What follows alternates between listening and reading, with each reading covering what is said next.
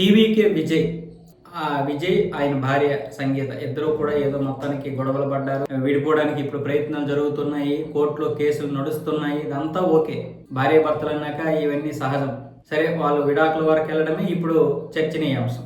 ఒక public figure కాబట్టి విజయ్ మాట్లాడుకోవడం కూడా ప్రజల యొక్క హక్కు, అది మాట్లాడుకుంటారు. కానీ ఇక్కడ అసలైనటువంటి ట్విస్ట్ ఏంటంటే, విజయ్ కొడుకు జాసన్ సంజయ్ తన యొక్క దీన్ని వదిలేశాడు, వారసత్వాన్ని.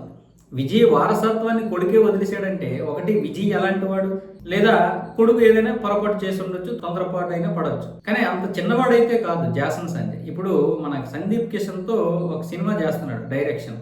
అలాంటి అంత పెద్ద కొడుకు ఉన్నాడు జాసన్ సంజయ్. అతడు తండ్రి నుండి వచ్చినటువంటి గుర్తింపునే వదిలేశాడంటే అది ఎంత పెద్ద ఇష్యూ అవుతుంది. అందుకే ఇప్పుడు విజయ్ బాధపడుతున్నాడు. కానీ ఒకప్పుడు ఇదే విజయ్ కొడుకు స్థానంలో ఉన్నప్పుడు ఎస్ఏ చంద్రశేఖర్ గారిని ఇదే పరిస్థితిలోకి నెట్టేశాడు. ఆయనతో మాట్లాడలేదు, ఎన్నో సంవత్సరాలు మాట్లాడలేదు, ఆయనకి నరకం చూపించాడు. ఈరోజు అదే విజయ్ తండ్రి స్థానంలో ఉండి కొడుకు పెట్టేటటువంటి బాధలకి నరకం అనిపిస్తున్నాడు. ఈరోజు పెద్ద హీరో కావచ్చు, లేకపోతే పెద్ద రాజకీయ నాయకుడు అవ్వబోవచ్చు. కానీ కొడుకు తన యొక్క దీన్ని వదిలేశాడంటే ఎంత బాధ ఉంటుంది.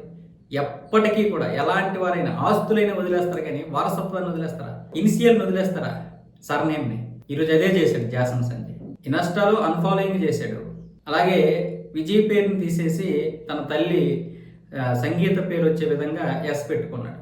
ఇనిషియల్ ఏదైతే ఉంటుందో ఆ ఇనిషియల్ని కూడా వదులుకున్నాడు. అది ఇప్పుడు విజయ్ భరించలేకపోతున్నాడు, కొడుకు పెట్టేటటువంటి నరకానికి. కానీ ఇదే విజయ్ కొడుకు స్థానంలో ఉన్నప్పుడు తన తండ్రికి ఇదే పరిస్థితి తీసుకొచ్చాడు. సో ఇప్పుడేమొచ్చేసి కొడుకు రూపంలో విజయ్కి అదే వచ్చింది. అందుకే కర్మ రిటర్న్ బూమరాంగ్ అంటారు. మనము దాని నుంచి తప్పించుకొని వెళ్ళలేము, మన నుంచి అది తప్పించుకొని వెళ్ళదు. ఇదంతా కూడా జరగాల్సిందే, మనం కాకపోతే బయటికి చెప్పకపోవచ్చు అంతే.